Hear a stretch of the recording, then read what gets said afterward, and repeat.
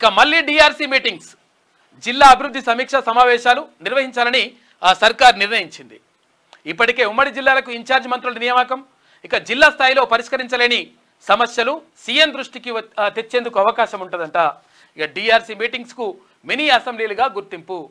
10 ఏళ్లు పక్కన పెట్టిన గత బీఆర్ఎస్ ప్రభుత్వం చూసినావా, ఆయా జిల్లాల్లో ఏ సమస్యలు ఉన్నాయి, తర్వాత వాటికి పరిష్కార మార్గాలు ఎట్లా, అక్కడ ఏదైతే అభివృద్ధి పనులు కుంటుపడినాయా, లేకపోతే ప్రజలు ఎట్లా బాధపడుతున్నారు, ఆ బాధలకు పరిష్కారాలు ఎట్లా, దాన్ని ఎట్లా చేద్దాం ఇంకా అనే దానిపైన ఈ డిఆర్సీ మీటింగ్స్ అనేటువంటివి పెట్టుకుంటారు.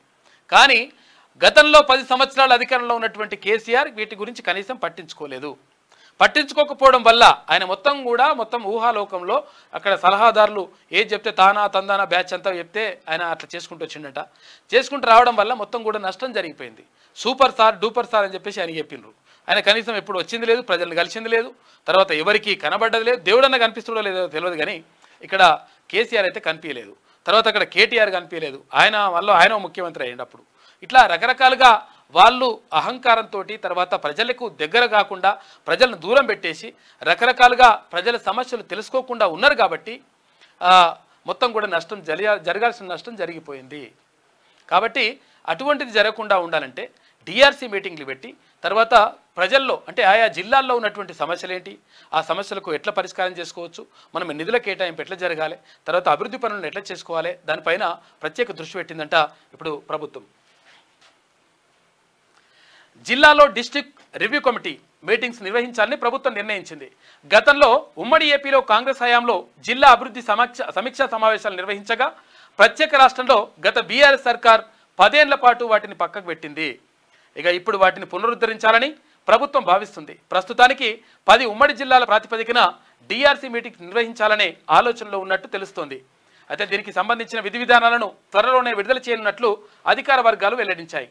గతంలో డిఆర్సీ మీటింగ్లకు మినీ అసెంబ్లీ సమావేశాలుగా గుర్తింపు ఉండేది. జిల్లా పరిషత్ సమావేశాల్లో ఎమ్మెల్యే స్థాయిలో పరిష్కారం కాని ప్రధాన సమస్యలు, వివిధ కారణాలతో పెండింగ్లో ఉన్న పనులు, కావాల్సిన నిధులపై ఇన్ఛార్జ్ మంత్రుల సమక్షంలో సమగ్రంగా చర్చించి సీఎం దృష్టికి తీసుకెళ్లి పరిష్కరించడమే డిఆర్సీ మీటింగ్స్ అసలు లక్ష్యం అంట. ఏం చేస్తారంటే ఇక్కడ ఏమి చేస్తారంటే జిల్లా పరిషత్ సమావేశాల్లో ఎమ్మెల్యే స్థాయిలో పరిష్కారం కాని ప్రధాన సమస్యలు, వివిధ కారణాలతో పెండింగ్లో ఉన్న పనులు, కావాల్సిన నిధులపై ఇన్ఛార్జ్ మంత్రులతో అంటే ఆ జిల్లాలకు ఇన్ఛార్జ్ మంత్రులు కేటాయించారు కదా,